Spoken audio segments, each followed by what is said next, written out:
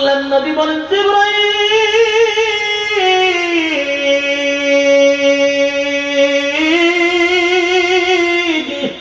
আমার মালিক কেন আসতে দেয় না রে? আমার মালিক কি সত্যি আমার প্রতি রাগ করছে? আমার মালিক কি আমার প্রতি অভিমান করছে? কেন তোরে আসতে দেয় না? কেন আমার মালিক তোমারে আটকায় রাখলো? জিবরাইল বলল, 15 দিন আগে আপনার কাছে মক্কার মানুষ আসছিল 3টা প্রশ্নের জন্য। আপনি তাদেরকে বলছেন আগামী কালকে জানাবেন। এই কথাটা আল্লাহর কাছে পছন্দ হয় নাই। এই মোহনপুরের মায়া, ভালো করে কথাগুলি দিলের কান লাগায় শুনেন এবং অন্তরের ভিতরে গেঁথে রাখেন। আল্লাহর নবী 15 দিন পর্যন্ত কান্না। কেন কান্না? এর একটা কারণ হলো 3টা প্রশ্নের জন্য যখন তারা আসছে, নবী বলছে আগামী কালকে বলবো। হুজুর আগামী কালকে বলবেন, এই কথাটা আল্লাহ পছন্দ করে নাই, আমার মালিকের কাছে পছন্দ হয় নাই তো।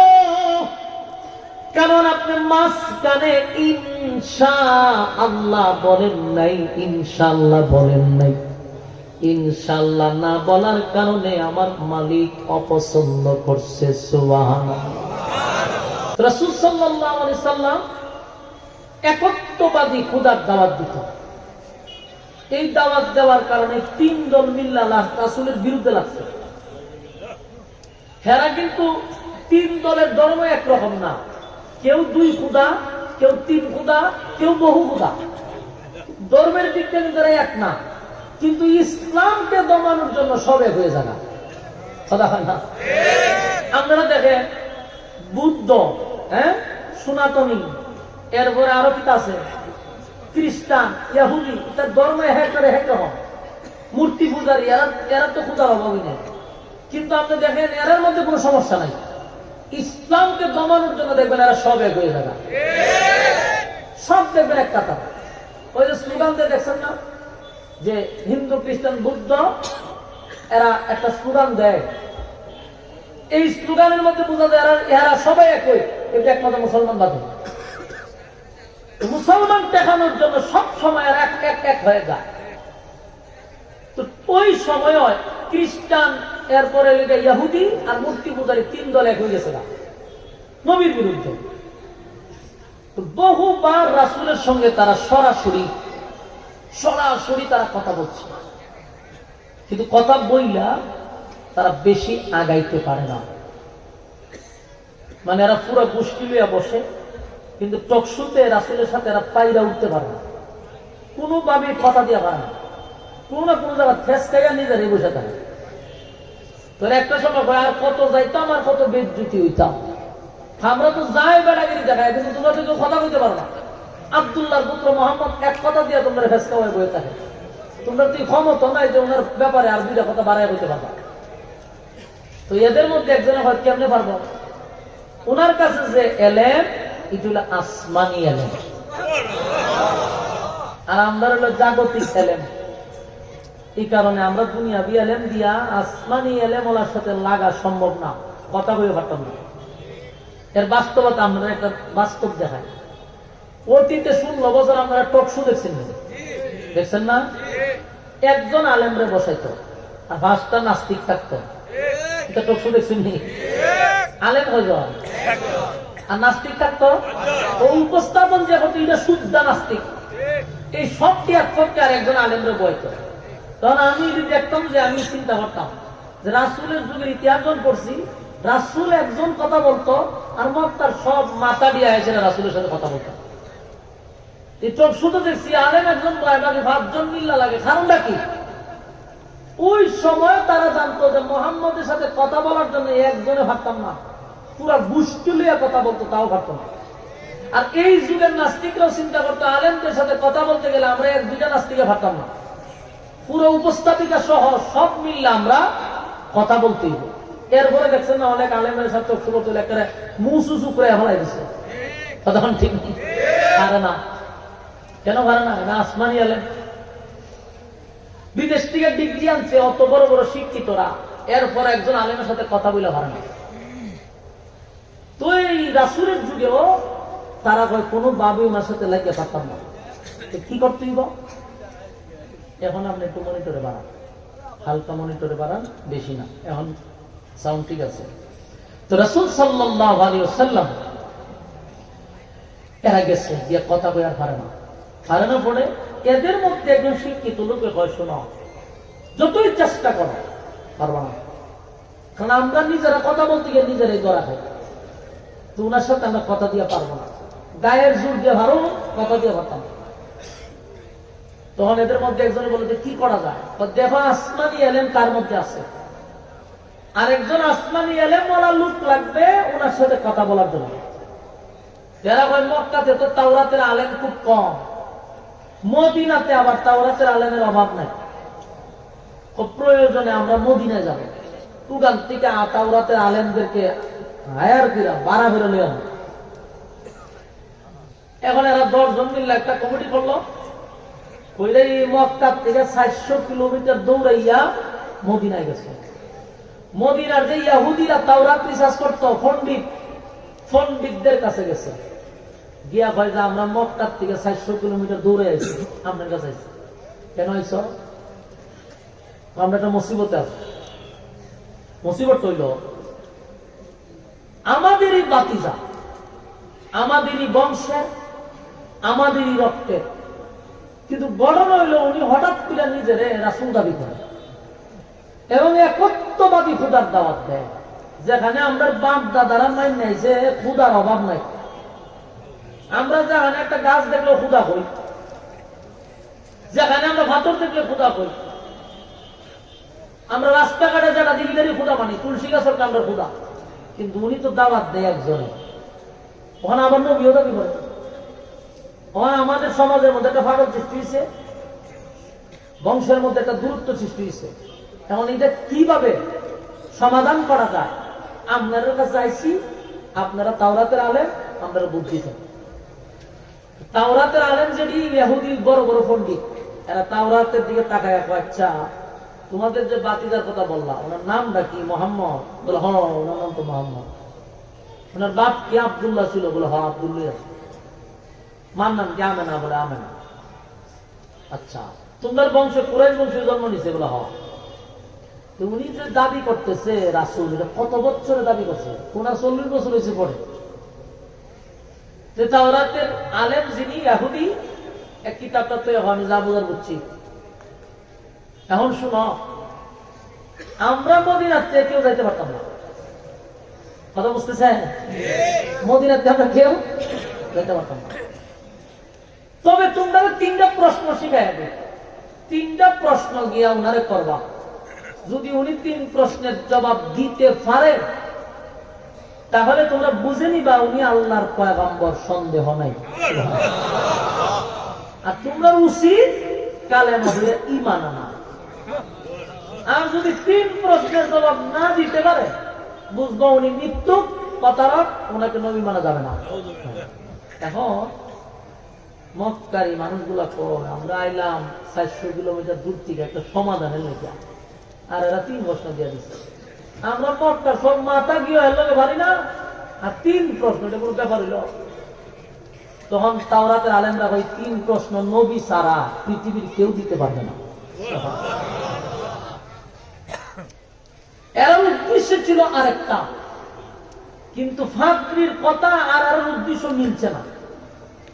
বলুন তো দেখি, যে সমস্ত লোকগুলা আসছে এরা কি কম জানা রাসূলের ব্যাপারে? কথা হয় না। এরা তো মোটামুটি রাসূলের ব্যাপারে ভালো ধারণা আছে। উনি যে নবী হওয়ার যোগ্য, উনি যে রাসূল হওয়ার যোগ্য, এটা এরা জানেনি। এরা তো মনে মনে জানেও, কিন্তু তাহলে এরা আইসে বেড়ে মদিনা অন্য উদ্দেশ্যে আছে, নবীরা দমায় দেওয়ার জন্য। কিন্তু এরা ব্যর্থ। শেষে কি করবো? 3 প্রশ্ন লইয়া গেছে, মক্কায় গেছে। 3 প্রশ্ন মক্কায় লইয়া গিয়া রাসূলের কাছে বইছে, এরা পুরা মক্কার মাথা লইয়া বইছে। বয়া কয়, বাতিজা আমরা একটা দরকারে আসলাম। রাসূল কি দরকারে? তুমি তো আমরা বংশের, আমরারই গোষ্ঠী, আমাদেরই রক্ত, তোমার সাথে দ্বন্দ্ব কইরা লাভ নাই। তোমার সাথে মিল্লামিশা চলাটাই আমাদের দরকার। তুমি যে আমাদের বাপ দাদার ধর্ম বাদ দিয়ে নিজের ধর্ম প্রচার করতেছো, তুমি নিজের রাসূল দাবি করো।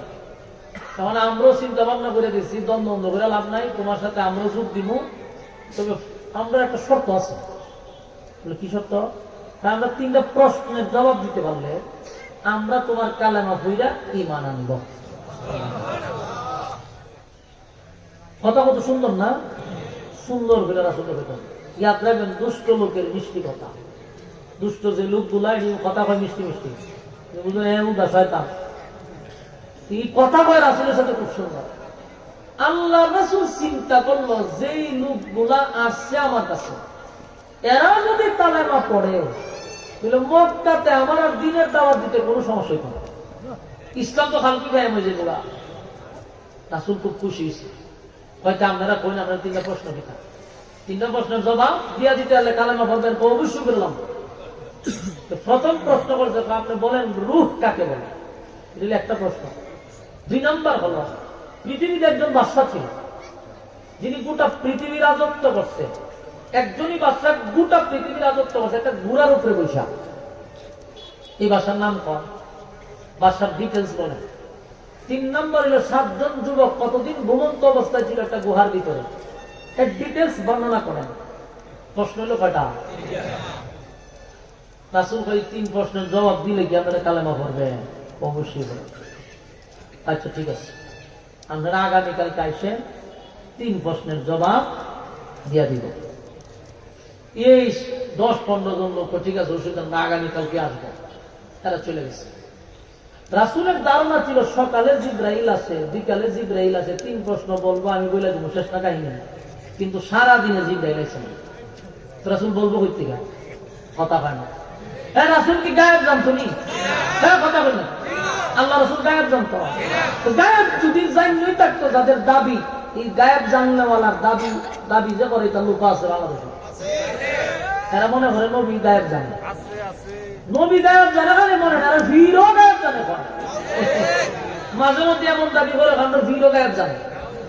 ওই সময় একটা চিন্তা লইবে না তো, ওই আধা ঘন্টার খবর বাইরেবেন, বাইরে কম। রাসূলকে 3 প্রশ্নের জবাব দেওয়ার জন্য ইহুদিরা গেল, রাসূল কেন বললো আগামীকালকে দিব? এরপর আগামীকালকে জিবরাইল আসতো না, এদিনও নবী প্রশ্নের উত্তর দিতে পারছে না। নবী যদি গায়েবই জানতো, আগামীকালকে হইতো কেন? জায়গা ধরতে প্রশ্ন জবাব দিত, দিল না কেন? গায়েব যদি জানতো কিয়ামত কোন দিন হবে, সেটা রাসূল বললো না কেন? এরা গায়েব জুড়ে কইতে কইতে শেষে ফিরলেও গায়েব মানে। এই সমস্ত আকীদায় যারা আছেন, তওবা করেন। আল্লাহ যা নবীকে জানাইতো, নবী তা আমাদেরকে জানাইতো। তো রাসূল সাল্লাল্লাহু আলাইহি সাল্লাম বললো আগামীকালকে বলবো। এখন তো জিবরাইল আয় না, সারাদিন অপেক্ষা করছে, জিবরাইল নাই। পরের দিন আবার এই 10-15 জন লোক আইছে, এখন কইছিল তো আগামীকালকে আইবার লাগে, আইলাম তো, উত্তর কো? রাসূল তো পেরেশানি করছে, কারণ জিবরাইল তো আইছে না, করতে বলবো। আপনারা আগামীকালকে আইছে, আবার ডেট দিচ্ছে। এদিনও জিবরাইল আসে না, আবার আর আইছে। রাসূল কয় আজকেও পারতাম না, আবার পরের দিন আইন, পরের দিন আইছে, পরের দিন আইন, এইভাবে 1 সপ্তাহ জিবরাইল আসে না। এটা কোন তো দেখি এইরকম অবস্থা হইলে আর কি বসে থাকবো? আপনারা বিজ্ঞানকারী ইমাম সাহেবের যদি একটা ফতোয়া জিজ্ঞান, ইমাম সাহেবের যদি 5 দিন আপনারা কয় পরের দিন আইন, আপনি কি করবেন? আপনি দোকানও বইবেন, চা খাইতেন, বইয়া দোকানও যত মানুষ আছে সবার সামনে হারিয়া বলবেন, ইমাম সাহেব একজন ডাকছে, কোথাও মানুষের করা খায় আর ভেট বলাইতেছে, তা যদি কোনো উজুরই না। বেটা রেখে তো একটা ফতোয়া জিজ্ঞাসা, আজকে 5 দিন ধরে খালি আমার আয়ান নেই। আপনারা কইবেন নি কথা? সমালোচনা কারে সারাটা গ্রাম ইমাম সাহেবের বিরুদ্ধে দাঁড়িয়ে যাবে। ঠিক এরাও কিন্তু এই কাজটি করছে, এরাও কি কাজই করছে, সারা মক্কাতে নবীর বিরুদ্ধে অপপ্রচার শুরু করছে। তো কইছিলাম নি উনি যে কোনো নবী না, উনি কোন রাসূল না, আমাদের বাপ দাদার ধর্মের মধ্যে সুনকালে দিবার লিখিয়া একত্ববাদী খোদার দাওয়াত দেয়, নিজেকে রাসূল দাবি করে। অন্যদিকে আল্লাহর হাবিব আসমানের দিকে তাকায় আছে যে কখন জিবরাইল আসবে আর নবী তখন 3 প্রশ্নের জবাব দিবে। পয়গম্বর আসমানের দিকে তাকায় থাকে প্রতিদিন, জিবরাইল কখন আসবে রে? 3 প্রশ্নের জবাব দিবে, কিন্তু একটা সপ্তাহ হয়ে গেল জিবরাইল তো আসে না, প্রশ্নের জবাবও দিতে পারে না। গোটা মক্কা নগরীতে সমালোচনার ঝড় হয়ে গেল। যেখানে যায় মানুষ খালি বলে আব্দুল্লাহর পুত্র মুহাম্মদ, কোন নবী না, কোন রাসূল না। দেখছো নি আজকে 1 সপ্তাহ ধরে আমাদের প্রশ্নের জবাব দিতে পারে না। এইভাবে যখন নবীর বিরুদ্ধে অপপ্রচার শুরু হয়ে গেল, আবার কিছু সংখ্যক মানুষ বলা বলি করতে লাগলো যে মুহাম্মদের আল্লাহ মুহাম্মদকে ভুলে গেছে। উম্মে জামিল রাসূলের চাচি মানুষের কাছে গিয়া কয়, তোমরা কি শুনছো রে? আমার ভাতিজা আব্দুল্লাহর পুত্র মুহাম্মদ, তার কাছে একটা শয়তান আসতো, এখন আর আসে না। নাউজুবিল্লাহ। শুনছি নাকি তার আল্লাহ তারে ভুলে গেছে।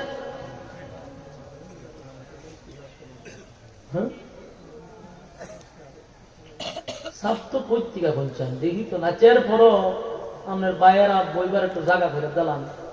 অনেক মানুষ ওই যে পিছিয়ে জায়গা নাই, মাঝখানে যাদের জায়গা থাকে তা আপনারা একটু মেহরবানি করে আগে যান গা। আর আলেম যারা আছে, আলেমরা স্টেজে এখন আপনারা ইজ্জত, আপনারা স্টেজও বসা আয়েন, আপনারা জাতির শ্রেষ্ঠ সন্তান, আপনারা তো একজন স্টেজ।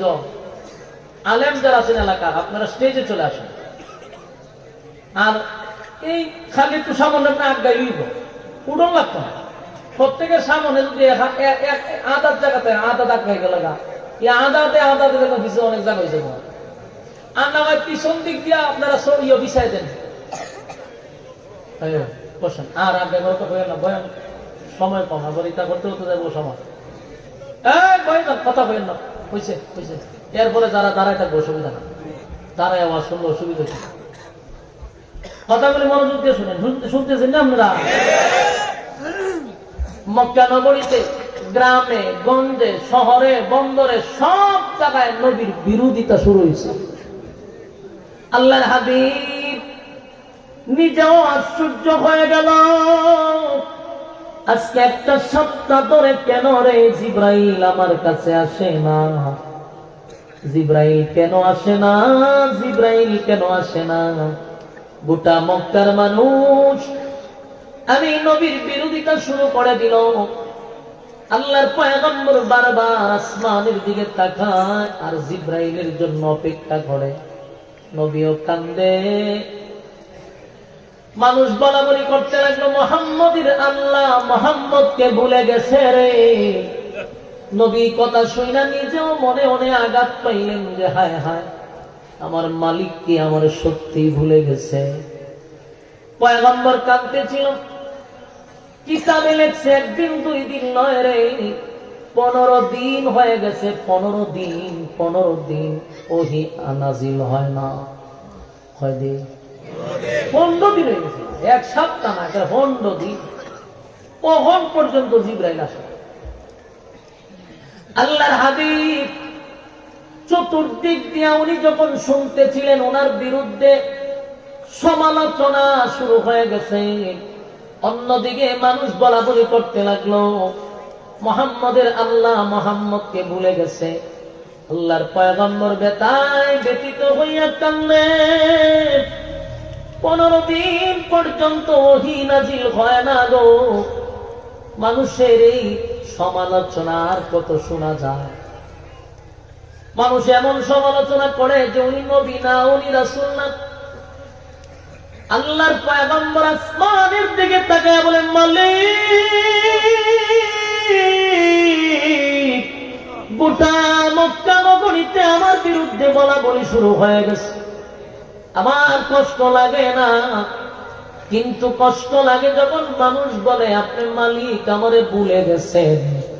এই কষ্টটা আমি সহ্য করতে পারি না। 15 দিন পর্যন্ত নবী কাঁদতে কাঁদতে কাঁদতে এত পানি জড়াইছে। একটা সময় আল্লাহর পয়গম্বর বলে, এ মালিক, আমার রক্তাক্ত করলো কষ্ট লাগে না, কিন্তু সবাই বলে আপনি নাকি আমারে ভুলে গেছেন। আল্লাহর পয়গম্বর কান্দে আর বলে সত্যি কি আপনি আমারে ভুলে গেলেন? নবী বলে আল্লাহ আপনি কি আমারে ভুলে গেছেন? আল্লাহ তখন ডাক দিয়ে বলে জিবরাইল,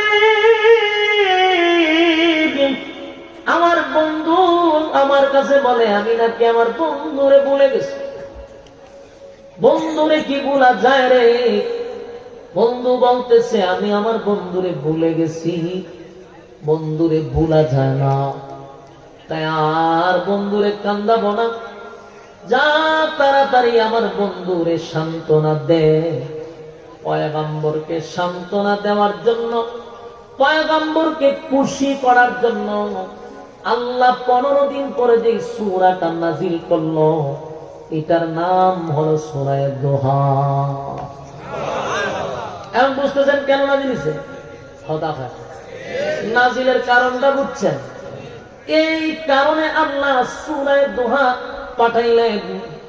আর দোহা পাঠাইয়া শুধু নবীরে খুশি করলেন, নবীরে আনন্দ দিলেন। অভিমান বাঙাইছেন, অভিমান করছে আল্লাহ, অভিমান বাঙাইয়া দিছে। সূরা লইয়া যখন জিবরাইল আইছে, জিবরাইল আলাইহিস সালাতু ওয়াস সালাম যখন আয়া হাজির হয়েছে, তখন আল্লাহ নবী জিবরাইলের সঙ্গে একটু অভিমান করছে, একটু রাগ করছে। আল্লাহ নবী বলেন জিবরাইল 15 দিন পর্যন্ত কেন আইলি না? জিবরাইল কয় হুজুর একটা সূরা কমপ্লিট আপনার কাছে নিয়ে আসছি। কয় আগে বল কেন 15 দিন আসলি না? কেন রে 15 দিন পর্যন্ত আসলি না?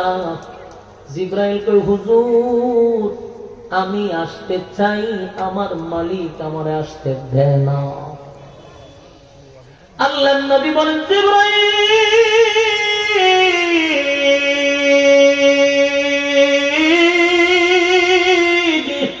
আমার মালিক কেন আসতে দেয় না রে? আমার মালিক কি সত্যি আমার প্রতি রাগ করছে? আমার মালিক কি আমার প্রতি অভিমান করছে? অভিমান করছে কেন তোরে আসতে দেয় না? কেন আমার মালিক তোমারে আটকায় রাখলো?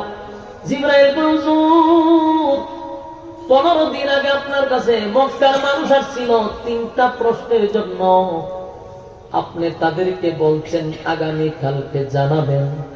এই কথাটা আল্লাহর কাছে পছন্দ হয় নাই। এই মোহনপুরের মায়া ভালো করে কথাগুলি দিলের কান লাগায় শুনেন এবং অন্তরের ভিতরে গেঁথে রাখেন। আল্লাহর নবী 15 দিন পর্যন্ত কান্না। কেন কান্না? এর একটা কারণ হলো 3টা প্রশ্নের জন্য যখন তারা আসছে, নবী বলছে আগামী কালকে বলবো। হুজুর আগামী কালকে বলবেন, এই কথাটা আল্লাহ পছন্দ করে নাই, আমার মালিকের কাছে পছন্দ হয় নাই তো। কারণ আপনি মাঝখানে ইনশাআল্লাহ বলেন নাই, ইনশাআল্লাহ বলেন নাই। ইনশাআল্লাহ না বলার কারণে আমার মালিক অপছন্দ করছে। সুবহানাল্লাহ। এক ইনশাআল্লাহ না বলার কারণে নবী কান্না কতদিন? 15 দিন নবীরে কান্দাইছে। আর কত সমালোচনা নবীর বিরুদ্ধে, কত তহমত, কত অভিযোগ। 15 দিন পর্যন্ত একটা ইনশাআল্লাহ না বলার কারণে। এই মোহনপুরের ভাইয়েরা বলুন ইনশাআল্লাহ ভুলা যাইব? ওই কথা কইনা দি ইনশাআল্লাহ কি ভুলবেন? আর জীবনে যেন ইনশাআল্লাহ না ভুলি, এই জন্য আল্লাহ 15 দিন পর্যন্ত ওহী বন্ধ করে দিছে। নবী 15 দিন কান্না এক ইনশাআল্লাহ না বলার কারণে। এই জন্য আমাদের উচিত হলো আমরা যে কোনো কাজ করব আমরা বলবো ইনশাআল্লাহ। কথা হয় না? বলবেন না আপনারা? আগামীকালকে ঢাকা যাব ইনশাআল্লাহ। আমি আগামীকালকে বিবাহ করব, মাঝখানে কি ইনশাআল্লাহ। আমি দুপুরে খানা খাবো আপনার বাড়িতে ইনশাআল্লাহ। ইনশাআল্লাহ শব্দের অর্থ হলো আল্লাহ যদি চায়। বলুন ইনশাআল্লাহ শব্দের অর্থ কি? আল্লাহ যদি চায়। তাহলে আপনি আগামীকালকে ঢাকা যাইবেন, এটা তো আল্লাহ না চাই যেতে পারবেন। আমি যাবো ঢাকা, তুই যে ঢাকা যাইবি আল্লাহ যদি না চায়। এই জন্য কথার মাঝখানে লাগাইতে হবে ইনশাআল্লাহ। কথা হয় না, আল্লাহ কয় দেখা যাইবি, আগে কয় ইনশাআল্লাহ। আমি যদি চাই তুই দেখা যাইবি, ঠিক নেই? চিন্তা করেন একটু, আল্লাহর বন্ধু ইনশাআল্লাহ না বলার কারণে 15 দিন বন্ধুরে কান্দাইছে। উম্মত রে, এখান থেকে তোমার আমার শিক্ষা গ্রহণ করা দরকার। ইনশাআল্লাহ ভোলা যাবে না, ইনশাআল্লাহ ভোলা যাবে না। আল্লাহ বলেন বন্ধু 15 দিন কাঁদছে, কিয়ামত পর্যন্ত আপনার উম্মতি মুহাম্মদীকে আমি শিক্ষা দিয়া দিলাম, তারা যেন কোনদিন ইনশাআল্লাহ না ভুলে। কথা বুঝতেছে? আচ্ছা, আগের একটা প্রশ্ন হইল, নবী ইনশাআল্লাহ বলে নাই প্রথম দিন, ঠিক না? ভুল হইতে পারে, এলে কি 15 দিন নবী ভুলে গেছে? কথা হয় না, 15 দিনের মধ্যে একদিন নবী ইনশাআল্লাহ বলছে। তার মানে কি 15 দিনে নবী বলছে? ভুলে নাই, আল্লাহ ভুলাইছে।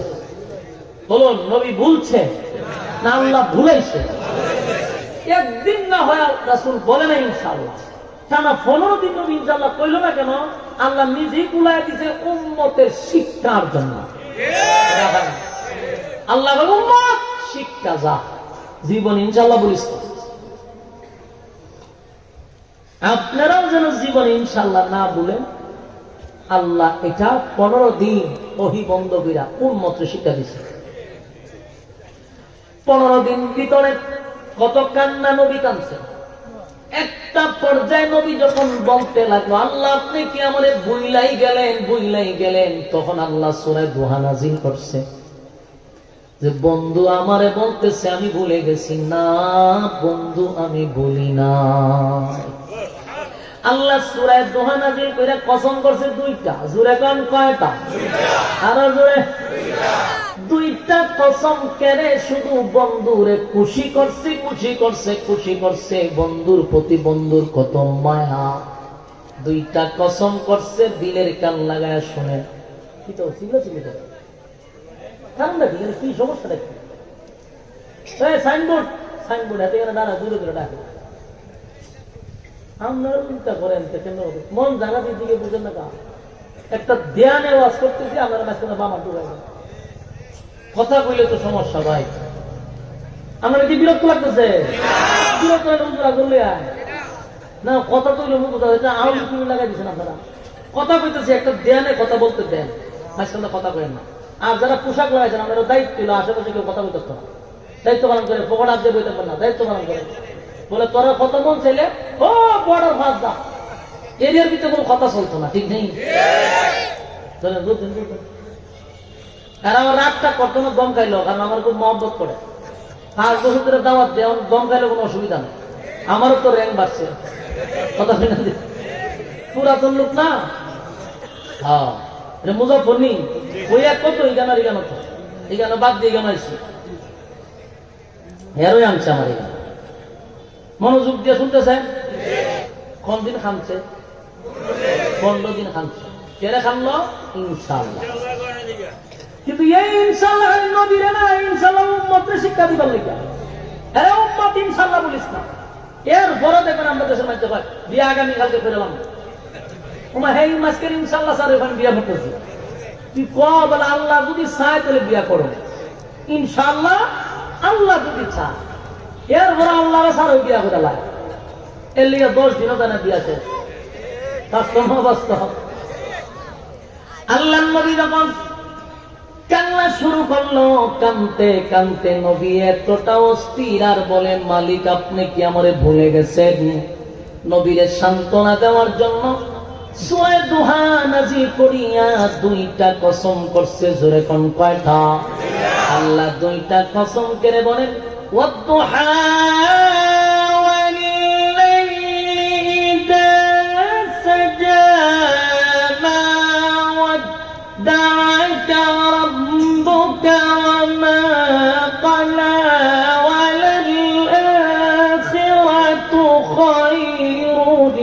لك من الأولى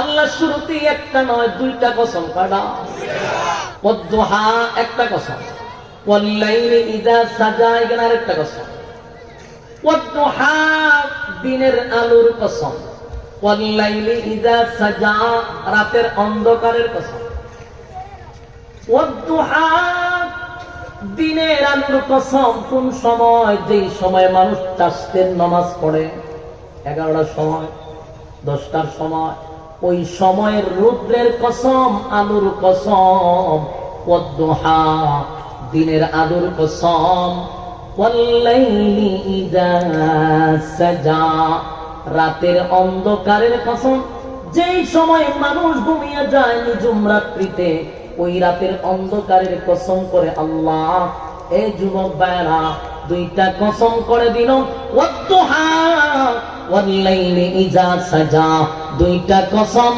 একটা হলো দিনের আলোর কসম একটা হলো রাতের অন্ধকারের কসম দুইটা কসম করে এরপর তাফসীর কারকরা বলেন ওয়াদ্দুহার আরেকটা ব্যাখ্যা আছে আরেকটা ব্যাখ্যা হলো আল্লাহ বলেন ওয়াদ্দুহা নবী আপনার সুন্দর চেহারার কসম এই যুবক ভাইরা এই দিলের কানে শুনে আমার মালিকের কত মায়া বন্ধুর চেহারার কসম করছে গো বন্ধুর চেহারার কসম বন্ধুর চেহারার কসম ওয়াদ্দুহা বন্ধু আপনার সুন্দর চেহারার কসম বন্ধুর চেহারাটা নিয়ে কসম করছে আল্লাহ ওয়াল্লাইলি ইযা সাজা তার আরেকটা ব্যাখ্যা হলো বন্ধু আপনার কালো চুলের কসম আল্লাহ কয় আপনার সুন্দর চেহারার কসম আল্লাহ কয় আপনার কালো চুলের কসম কালো চুলের কসম কালো চুলের কসম যুবক ভাইরা আমার নবীর চেহারার কত দাম চেহারার কসম করে আল্লাহ আমার নবীর চুল কত সুন্দর আল্লাহ চুলের কসম করে দুইটা কসম করে আল্লাহ বলেন মা ওয়াদ্দাআকা রাব্বুকা ওয়া মা ক্বালা আল্লাহ বলেন আপনার রব আপনাকে বলে নাই গো আপনার রব আপনাকে বলে নাই বলে নাই বলে নাই বলে নাই আপনার রব আপনারে বলে নাই ওগো নবীজি কেন আপনাকে আমি বলে যাব দুইটা কসম করে বলি আপনার রব আপনার প্রতি অসন্তুষ্ট হয় নাই আপনার রব আপনাকে বলে যায় নাই মা ওয়াদ্দাআকা রাব্বুকা ওয়া মা ক্বালা মা ওয়াদ্দাআকা রাব্বুকা ওয়া মা ক্বালা আপনার রব আপনার প্রতি অসন্তুষ্ট হয় না আপনার রব আপনারে ভুলে যায় না এই আয়াত দ্বারা আল্লাহ নবীর জানায়া দিল নবীর ভিতরে একটা কষ্ট ছিল আমার মালিক কি আমারে ভুলাই গেছে বন্ধুরে খুশি করার জন্য দুইটা কসম করে বলে বন্ধু আপনারে ভুলি নাই আপনার প্রতি আমি অসন্তুষ্ট হই নাই জোরে কোন সুবহানাল্লাহ এরপর আল্লাহ বলেন ওয়ালাল আখিরাতু খায়রুল লাকা মিনাল উলা আল্লাহ কয় ওয়ালাল আখিরাতু খায়রুল লাকা মিনাল উলা বন্ধু আপনাকে আমি যা দিছি এর থেকে 1000 গুণ বেশি আপনার জন্য পরবর্তীতে বরাদ্দ রাখছি আল্লাহ তার বন্ধুরে কেমনে সান্ত্বনা দেব বন্ধুরে বন্ধু সান্ত্বনা দেয় আপনারে আমি যা দিছি এর থেকে বেশি আমি আল্লাহ আরো বরাদ্দ রাখছি সুবহানাল্লাহ আল্লাহ রাব্বুল আলামিন বলেন وَلَلْآخِرَةُ خَيْرٌ لَكَ مِنَ الْأُولَى وَلَلْآخِرَةُ خَيْرٌ لَكَ مِنَ الْأُولَى এখন আপনারে যা দিছি তার মানে এটা তাফসীর কারকরা বলেন এটা হয়তো বা দুনিয়ার নিয়ামতের কথা বলছে, ওয়ালাল আখিরাতু খায়রুল লাকা মিনাল উলা, এটা দুনিয়ার নিয়ামত আল্লাহ বুঝাইছেন। আল্লাহ বুঝাইছেন দুনিয়াতে আপনার যা দিছি এর থেকে বেশি পরকাল আপনার জন্য বরাদ্দ রাখছি। সুবহানাল্লাহ। আমার যুবক ভাইরা, ওয়ালাল আখিরাতু খায়রুল লাকা মিনাল উলা, এই আয়াত দ্বারা অনেক ব্যাখ্যা আছে, শুধু নবীরে বোঝায় নাই, তামাম পৃথিবীর উম্মতি মুহাম্মদে আল্লাহ বুঝাইছেন, বান্দারে দুনিয়াতে আমি তোরে যা দিছি সামান্য সামান্য, যদি তুই আমি আল্লাহর হুকুম আর নবীর তরিকা মেনে জীবন যাপন করতে পারস, এর থেকে 1000 গুণ বেশি বান্দা তোর জন্য পরকালে বরাদ্দ আছে। আল্লাহ বলে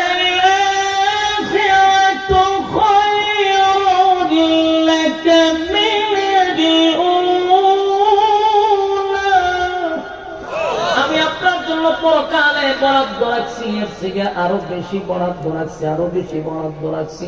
বন্ধু, টেনশন করার কোনো কারণ নেই, আমি আপনাকে বলি নাই, বলতে পারি না। আল্লাহ রাব্বুল আলামিন এরপরে বলেন ওয়ালা সাউফা ইউতিকা রাব্বুকা ফাতারদা। আল্লাহ বলেন সাউফা ইউতিকা রাব্বুকা ফাতারদা, আপনার রব আপনাকে শীঘ্রই, আপনার রব আপনাকে শীঘ্রই খুশি করবে। সুবহানাল্লাহ। খুব অতি তাড়াতাড়ি, খুব শীঘ্রই আপনারে আমি খুশি করব। তাফসীর কারকরা বলে এটা দিয়া কি বুঝাইলেন? ওয়ালা সাউফা ইউতিকা রাব্বুকা ফাতারদা, এই আয়াত দ্বারা আল্লাহ কি বুঝাইল? এই আয়াত দ্বারা আল্লাহ কি বুঝাইল? ওয়ালা সাউফা ইউতিকা রাব্বুকা ফাতারদা, এই আয়াত দ্বারা আল্লাহ বুঝাইছেন খুব নিশ্চয়ই আপনাকে খুশি করব। তার একটা কারণ হতে পারে মক্কা বিজয়, আর একটা হইতে পারে আরশে আজিমের মেহমান, হয়তো বা নবী আরেকটা কারণ হতে পারে। নবীর অনেকগুলা দাবি ছিল আল্লাহর কাছে, ওই দাবিগুলো আল্লাহ পূরণ করবে খুব শীঘ্রই। এই জন্য আল্লাহ এই আয়াত দ্বারা বোঝায় ওয়ালা সাউফা ইউতিকা রাব্বুকা ফাতারদা। সুবহানাল্লাহ। আল্লাহ বলেন পয়গম্বর ওয়ালা সাউফা ইউতিকা রাব্বুকা ফাতারদা, আমি আপনাকে খুব শীঘ্রই খুশি করব। এর একটা কারণ আল্লাহ নবী বলেন মালিক আপনি বলছেন আমারে খুশি করবেন, কিন্তু আমি আপনাকে জানায়া দেই আমার একটা গুনাহগার উম্মত যদি জাহান্নামের ভিতরে থাকে, আমি নবীরে আপনি খুশি করতে পারবেন না। একটা জবান বন্ধ রাখবেন না, বলুন আল্লাহু আকবার। আর জোরে বলুন আল্লাহু আকবার। এই ইমানের আওয়াজ দিয়ে বলুন আল্লাহু আকবার। আমার নবীর কত মায়া,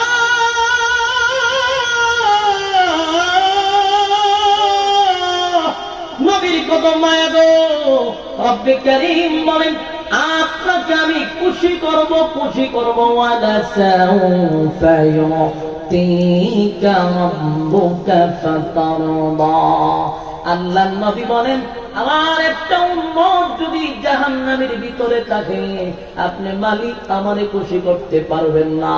তার মানে কিয়ামতের ময়দানে আল্লাহর কাছে নবী দরখাস্ত করেছিল, আল্লাহ আমার গুনাহগার উম্মতকে আপনি মাফ করে দেন। হয়তোবা এই মঞ্জুর, এই আল্লাহর কাছে যে দরখাস্ত করছিল সেই দরখাস্ত আল্লাহ মঞ্জুর করছে। তাই আল্লাহ বলেন ওয়ালা সাউফা ইউতিকা রাব্বুকা ফাতারদা। যুবক ভাইরা, এরপরে রব্বে কারীম পরের আয়াতে বলে আদাবি ইয়াজিদকা ইয়াতীমান ফাআওয়া। এই আয়াত আল্লাহ বলেন পয়গম্বর আপনি বলেন আমি আপনাকে ভুলে গেছি, আপনি আমার সঙ্গে অভিমান করলেন, আমি আল্লাহ আপনাকে ভুলে গেছি। না বন্ধু না, আলাম ইয়াজিদকা ইয়াতীমান ফাআওয়া, বন্ধু আমি আপনাকে বলি নাই, আপনাকে আমি বলি নাই। আপনি কি এতিম অবস্থায় ছিলেন না? আমি আল্লাহ কি আপনাকে আশ্রয় দেই নাই? সুবহানাল্লাহ। আমার নবী এতিম ছিল, আল্লাহ আপনি এতিম ছিলেন, আমি আল্লাহ কি তখন আপনারে আশ্রয় দেই নাই গো নবী? ভুলে যদি যাইতাম, যখন আপনি এতিম ছিলেন তখনই ভুলে যাইতাম। না বন্ধু না, আমি আপনারে ভুলি নাই। ভুলা কি আপনারে যায়? আলাম ইয়াজিদকা ইয়াতীমান ফাওয়া, আপনার এতিম অবস্থায় আমি পেয়ে আপনাকে আশ্রয় দিয়েছি। এরপর আল্লাহ বলেন ওয়াজাদাকা দাল্লান ফাহাদা। রব্বে কারীম বলেন, আপনি কি পথ হারা অবস্থায় ছিলেন না? আমি কি আপনাকে পথ দেখাই নাই? এই আয়াতের ব্যাখ্যা হলো, যারা এতিম হয়, যাদের মা থাকে না, বাবা থাকে না, দাদা থাকে না, যারা গার্জিয়ান হারা হয়ে যায়, ওই সমস্ত ছেলেগুলা সমাজের মধ্যে দেখা যায় তারা টুকাই হয়, তারা অনাথ, তারা টুকাই হয়, শিশু গ্যাংয়ের সঙ্গে জড়িত থাকে, তারা পথভ্রষ্ট হয়ে যায়, তারা সঠিক পথে আসতে পারে না, গার্জিয়ান না থাকার কারণে। আল্লাহ বলে, বন্ধু, আপনার মা ছিল না, আপনার বাবা ছিল না, আত্মীয় স্বজন কেউ ছিল না। ওয়াজাদাকা দাল্লান ফাহাদা, আমি আপনাকে পথ হারা অবস্থায় পেয়েছিলাম, আমি আল্লাহ আপনাকে পথ দেখায়া দিছি। সুবহানাল্লাহ। আমি আপনাকে তখনও বলি নাই গো নবী,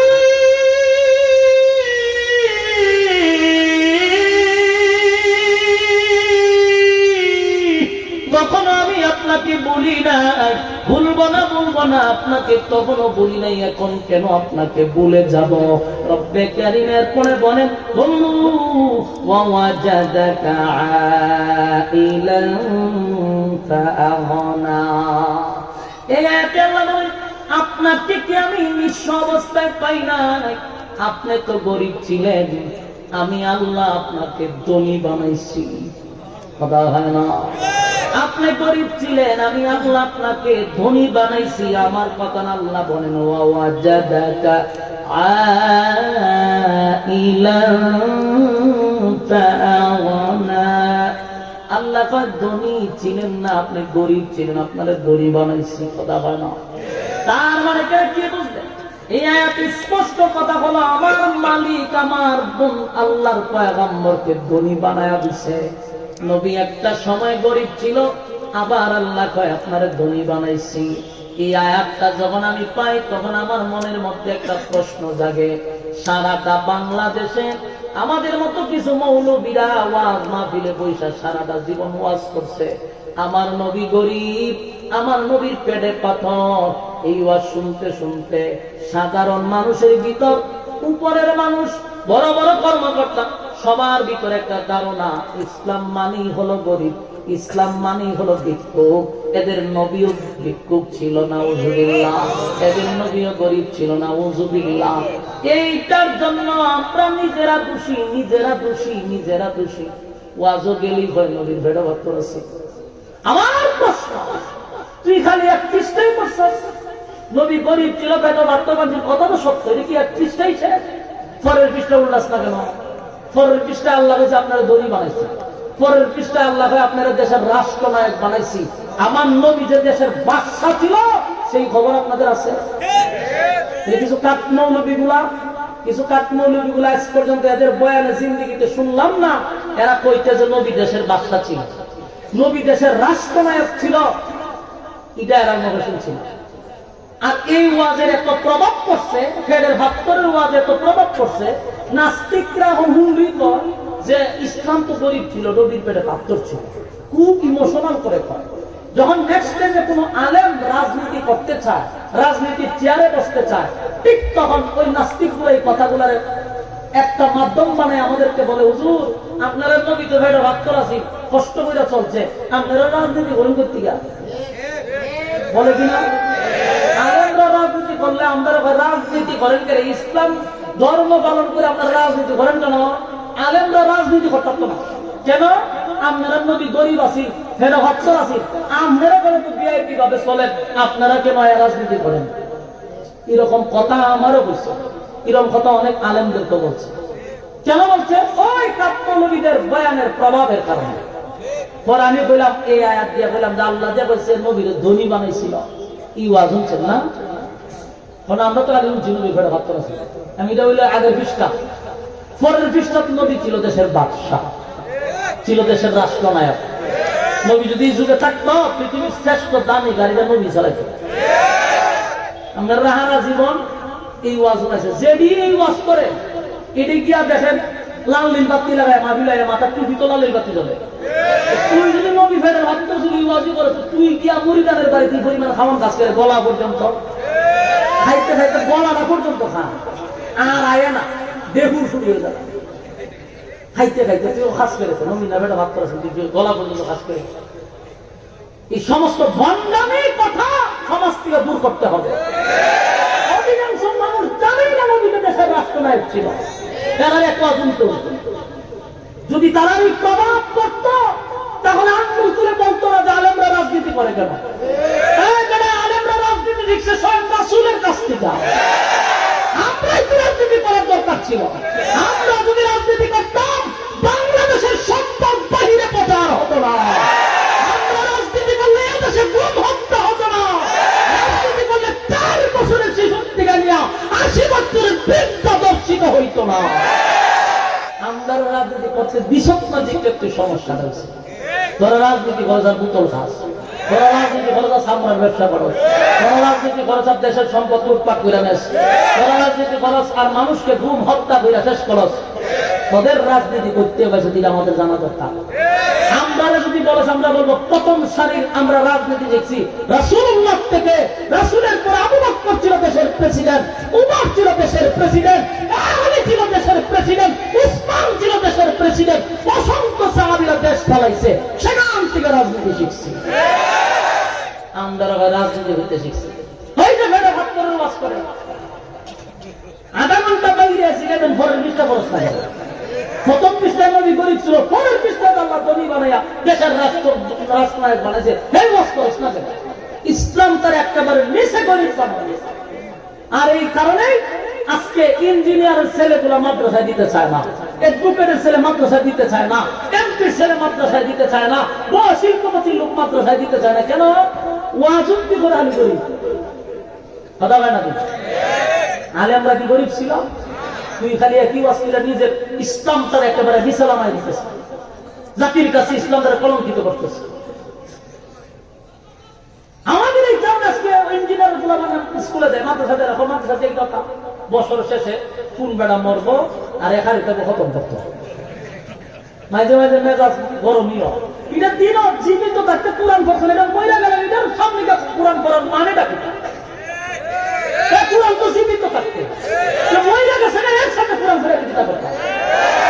এটা জীবিত থাকতে কোরআন দেখতে পারে নাই, আলেম সহ্য করতে পারছে না। হ্যাঁ, মারার পরে কোরআন শিল্পের খবর সামনে করার কি দরকার আছে? মাদের হাতি করেছি নি খা ঘর লোক, এগুলার থেকে বাইরে হয়ে আসতে হবে, স্মার্ট হতে হবে। আমার ধারণা, আমার মনের খেয়াল প্রায় সময় বলে থাকি, আলেমদের গাড়ি টাকা দরকার, বাড়ি টাকা দরকার, সবচেয়ে বেশি সাংসদতে আলেমরা টাকা দরকার। তাহলে আমাদেরকে দেখলে আরেকটা ছেলে মাদ্রাসায় ভর্তি করতে বাধ্য হবে। তোমাকে তাই মাদ্রাসা পড়া তাই খাবার বলতে বলতে বলতে দুধুতে গরিবা না আলোতে থাকি, তার সঙ্গে বেশি পছন্দ করতাম না। জুতা দাবাই দিবেন বেরোছিল ইসলাম দ্বারা কলঙ্কিত করতে দোষ। আমার রাসূল যদি এখন পৃথিবীর শ্রেষ্ঠ গাড়ি নবী চালাইতো, সবচেয়ে দামি খাবার রাসূল করত। ইসলামীকে আমরা না করছে। ইসলামে যদি রাজকীয় আলোক পছন্দই করতো না, আমার জবাব দেন তো দেখি। আর সুলাইমান নবীর আল্লাহ দেশের বাদশা বানাইছিল কেন? আইয়ুব নবীর দেশের বাদশা বানাইছিল কেন? অসংখ্য নবী রাসূল দেশের বাদশা ছিল, আর সুলাইমান নবীর আল্লাহ গোটা পৃথিবীর বাদশা দিয়েছিল। ভণ্ডামি করে এগুলা করে করে দেখবেন টিভি গুরু ডাগলে গুরু সব তীরের গরু আগে ভাড়া দেওয়া লাগে গুরু, আর নাহলে ছাগল। ইডি বুঝে কেমনে ছাগল জমতে হয়, ডিম কেমনে খাইতে হয়, খাইয়া খাইয়া মুড়া হয়। আর এক একটা দিন তো দিন সন্ত্রাস বাস্তব না বাস্তব। খাইছে তো বড় কামনে যে মুড়ি ডালটা দিছে, খাইয়া এটি সন্ত্রাস হয়। কেরে রে তুই না ফুলে ফি, তুই না বুজুর্গ, তুই সন্ত্রাস হচ্ছে। এগুলার সুযোগ দেওয়া যাবে না। এক সময় এরা করছে, এদেরকে বুঝাই দিবেন ওই দিন শেষ, নতুন দিন আইছে। আমরা শুধুই জান না, আল্লাহ আপনারা হেদায়েত দান করুক। আমিন। গরু খাইতেছেন, ছাগল খাইতেছেন, খাইতে দেয়, কিন্তু সন্ত্রাসী খাইতে না, খান অসুবিধা নেই, বাধা দিচ্ছে কেউ, কিন্তু সন্ত্রাসী খাইতে খাওয়ান দিব। আল্লাহ ইবাদত করুক। আমিন। আল্লাহ রাব্বুল আলামিন বলেন, আমি আপনাকে নিঃস্ব অবস্থায় পেয়েছি, ওয়াজাদাকা আইলান ফাআগনা। আমি আপনাকে নিঃস্ব অবস্থায় পেয়েছি, পরবর্তীতে আপনাকে বন্ধু আমি ধনী বানাইছি, বন্ধু ধনী বানাইছি। আল্লাহ নিজে কয় আপনার ধনী বানাইছি। এরপর আল্লাহ বলেন, ফাআম্মাল ইয়াতীমা ফালা তাকহার। তাই আপনি এতিম যেহেতু নিজেই ছিলেন নবী, কোনদিন এতিমের প্রতি আপনি কঠোর হবেন না। এই ওয়াজ কি খালি নবীরই করছেন না তামাম পৃথিবীর উম্মতি মুহাম্মদীরে করছে? কথা হয় না, আমাদেরকে করছে। কিয়ামত পর্যন্ত আল্লাহ সবাইকে জানায়া দিল, এতিমদের প্রতি কঠোর হওয়া যাবে না। আমরা এতিমের প্রতি কঠোর হব না। যাদের মা নাই বাবা নাই তাদের মাথায় যদি হাত বোলায়া দেই, নবী বলেন আমি এতিম, যারা এতিমকে ভালোবাসবে কিয়ামতের কঠিন ময়দানে আমি নবীর সঙ্গে তারা জান্নাতের ভিতরে থাকবে। চিৎকার দিয়ে বলুন সুবহানাল্লাহ। এতিমের মাল মেরে খাওয়া যাবে না, এতিমের হক নষ্ট করা যাবে না। আপনার শক্তি আছে, পাওয়ার আছে, এই জন্য একজন দরিদ্র এতিম মানুষের সম্পদ দখল করে নিবেন, তার হক আপনি নষ্ট করবেন না, এমন কাহিনী করা যাবে না। এমনটা ইসলাম আপনাকে দেয় নাই। আল্লাহ বলেন, বন্ধু জানায়া দেন, আপনাকেও আমি জানায়া দেই, আপনি তার উম্মতকে জানায়া দেন, আপনি এতিম ছিলেন, এতিমের প্রতি আপনি কঠোর হবেন না। এতিমের মাল মাইরা খাওয়া যাবে না, এতিমের হক নষ্ট করা যাবে না। এরপর আল্লাহ বলেন, ওয়া আম্মাস সাইলা ফালা তানহার। আর আল্লাহ বলেন, মানুষের সঙ্গে তিরস্কার করা যাবে না। একটা মানুষ, আমি ধনী, আমার পোশাক আশাক ভালো, আমার অবস্থা ভালো, আমার ব্যবসা ভালো, আর একটা মানুষকে তিরস্কার করা যাবে না। তার ব্যবসা নিয়ে করা যাবে না, তার অবস্থান নিয়ে তিরস্কার করা যাবে না। মানুষের প্রতি আপনি ইনসান করতে পারবেন না, আল্লাহ নিষেধ করছে। ইয়াদ থাকবো। এরপরে বলেন, ওয়া আম্মা বিনিআমাতি রাব্বিকা ফাহাদ্দিস। আল্লাহ বলেন, আর নিজের নিয়ামতের উপর, আপনার রব আপনাকে যা দিয়েছে সেই নিয়ামতের উপর আপনি শুকরিয়া আদায় করেন। সুবহানাল্লাহ। আমার যুবক ভাইরা, এই কথা শুধু নবীরে বলে না, তামাম উম্মতিরে মুহাম্মদীরে বলছে গো। আল্লাহ বলেন, আপনার রব আপনার যে নিয়ামত দিয়েছে সেই নিয়ামতের উপর আপনি শুকরিয়া আদায় করেন। তার মানে আপনি আমার আল্লাহ যে নিয়ামত দিয়েছে সেই নিয়ামতের উপর শুকরিয়া আদায় করার দরকার আছে না নাই? আরো জোরে। আল্লাহ বলেন, আমি তোরে কত নিয়ামত দিছি, একবার শুধু তোর পা থেকে মাথা পর্যন্ত ভালো করে তাকায়া দেখ, আমি আল্লাহ তোরে কত নিয়ামত দিছি। একবার নিজের দিকে তাকায়া দেখ, কত মানুষ রাস্তাঘাটে ভিক্ষা করে, কত মানুষের হাত নাই, কত মানুষের পা নাই, কত মানুষের চক্ষু নাই। আমি আল্লাহ তোরে দুইটা হাত দিলাম গো, দুইটা পা আমি তোরে দিলাম, দুইটা চক্ষু দিলাম। আমি আল্লাহ তোরে এই নিয়ামত যদি না দিতাম, মানুষ আমারে আপনারে সম্মান করত না। রাস্তাঘাটে যারা ভিক্ষা করে তাদের সঙ্গে কেউ সেলফি তুলে? কথা হয় না। তাদেরকে নিয়ে কেউ সেলফি তুলে না, তাদেরকে কেউ কফি খাওয়ায় না, তাদের সঙ্গে কেউ বন্ধুত্ব করে না। মাঝে মধ্যে তাদের দিকে তাকায় বলবেন, মালিক কত নিয়ামত আপনি আমারে দিছেন, আমার যদি দুইটা পা না থাকতো, আমার যদি দুইটা হাত না থাকতো, এই সমাজের মানুষ আমারে মূল্যায়ন করত না।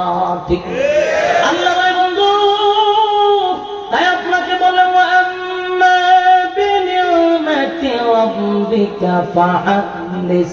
আপনার রব আপনারা যা দিছে তার প্রতি আপনি শুকরিয়া আদায় করেন। কারা কারা শুকরিয়া আদায় করব? দুইটা হাত তুলে দেখায়া দিই। লিল্লাহি তাকবীর, লিল্লাহি তাকবীর। রাজি আছেন ইনশাআল্লাহ? আল্লাহ আমাদের মানার বুঝার তৌফিক দান করে সকলে বলে আমিন।